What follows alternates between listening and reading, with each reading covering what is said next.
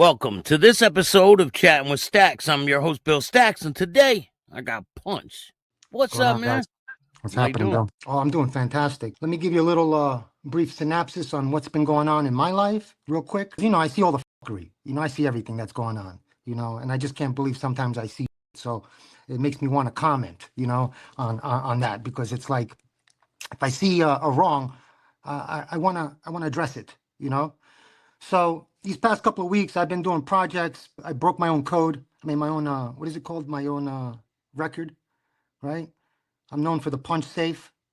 You know what that is? Yeah. Opening a safe with With a a punch punch. tool. Yeah, within 15 seconds I'm in. And these safes were all over Manhattan when I was working in the 90s. They were all over Manhattan. So I used to make a lot of money every day, but people don't really understand the magnitude of the money. When people talk about heist, they think that, it's $100 million or, half, like people exaggerate. Like Larry Lawton, for example. I'm going to call him Let's out on talk his about BS. him. Larry Lawton. He's on the news right now a lot, trying to promote himself with this situation that happened. There's a jewel thief, a jewelry robbery that A happened in heist, a big Paris. time heist. That's right.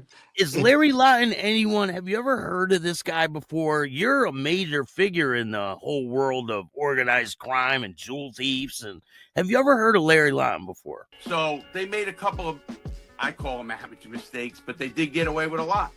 And obviously now, how do they get rid of it? Yeah, I heard about him, online. The last 10 years, I've been hearing a lot about him.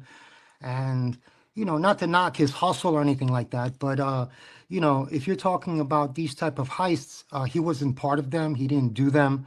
He was a really a low level bag snatcher. You know what I mean? Like he would go after women with a bag and snatch the bag out of their hand, and these type of low level heists, something that I would never do or perpetrate.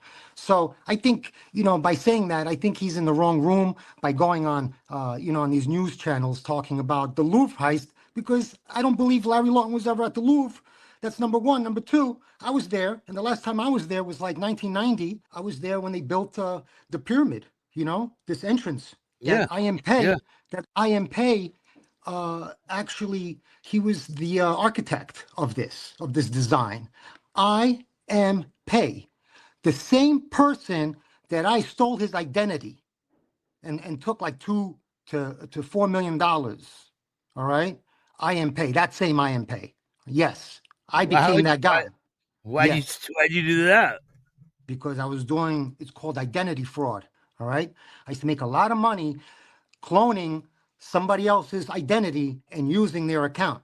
And I would change the addresses, and I would have the American Express card, and I would go with a license. Obviously, I have somebody in the DMV to make me a license on any name I want. If I wanted Mickey Mouse, they would make Mickey Mouse license, and I would, with my picture on it, and I would go to stores, jewelry stores. I'm going to give you a couple of examples. Barney's, okay, that's an exclusive store. Nordstrom's, that's another one. And I would go and get instant credit, okay? Bloomingdale's. You call them and say, my client's coming in, right? Yeah, well, I would go there, get instant credit immediately, because I would already know what the guy has in his arsenal, as what kind of accounts he has. And I.M. Pei was a legendary multi-millionaire that was a Chinese American architect, and I assumed his identity. So that story right there is a movie. I.M. Pei, Yeah. So this guy, he's prolific because he did the in Sydney Harbor, like that structure that's in all the movies. He designed that. He did the Louvre Museum, and we're talking about the Louvre Museum with I.M. Pei's entrance, and I totally forgot about it, and until today. So let me tell you something briefly about this museum.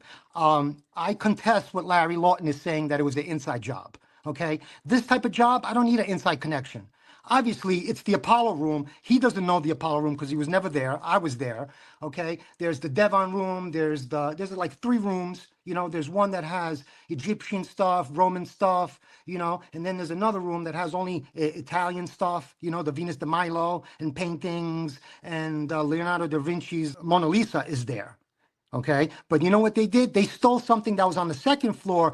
The same thing that I would steal if I was in their shoes, okay? So if I was gonna commit a theft in the Louvre Museum, I would be stealing everything that's inside the Apollo room, because the Apollo room had jewels, had rubies and sapphires and gems that were tremendous. They were so big. I mean, baboons, we call them baboons in my industry. You know what I mean? Like, you know, so 3, 4, 5 carat stones, you know, and they had a crown. It was like they stole within 4 minutes,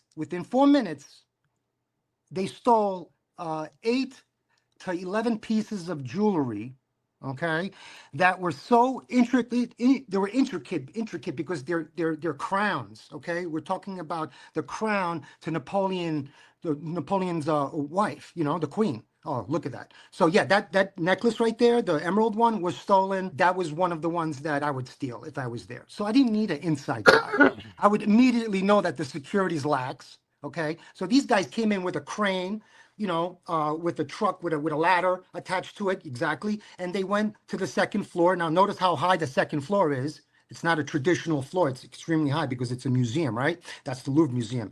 And I know which side this is too. And that's exactly what I would do. I would pretend that I'm a construction worker, okay? I would be in and out of there within 3 minutes, man, okay? Within 3 minutes, I would be in and out. So all I'm saying is this, that this job, these guys, they run out of there, okay? And they drop a crown, a jewel, a crown, you know, this is crown jewels that was worn by Antoinette, Napoleon's wife, you know, like this is like, do you understand the magnitude of this? So they dropped it and they broke it, and it broke. There's a big cross on top with diamonds, a 5 carat diamond in the middle, or 10 carat diamond. It's huge. It's like these, I mean, I get excited when I see these type of, you know, jewelry because it's like, these are priceless. You know, there's no price on this. What And they're they going to broke do, it. well, it broke because it fell. So they got one item back. What I would do if I was the Louvre Museum, and if I was Larry Lawton, this is exactly what I would be saying. Please offer a reward to get these items back. You know, no questions asked, okay? Offer $100 million, you know? And I guarantee 100 million euros, and I guarantee they'll get everything back. Do you understand what I'm saying? So And that's you just a think fraction of the price. that's the way Yeah. for them to get it back, is to offer a reward? If not, it's going to get broken down. It's going to get smashed in half. It's going to get ground down. It's going to get cut. It's going to get disassembled. And you don't want to have anything like that from Napoleon's era to be, you know, this is artifacts, man. Look, I'm an artist today. So they have to do it quick, right? They need to offer this money fast because no. but That's it could get ground down. No, that's if it's independent. But I guarantee you that somebody probably already put maybe a bounty on these type of things. I'm thinking like a possible Russian oligarch that has unlimited amount of money to spend. I want said, these yeah, I'll give type you- of items. I'll give you $50 million. Get me this stuff right here. I'll give you $50 million for it. Does that type of stuff really happen? Well, if there's somebody with that much money and somebody offered me that much money, and if I was an active thief, I would say, yeah, sure, no problem. I mean, I'll break you out of jail if I have to. Like, pay me the right amount. I'll do it when I was inactive. I have to speak in the past tense because, as I said, today I don't promote thievery. I don't promote crime. I've been crime-free since 2013. Okay?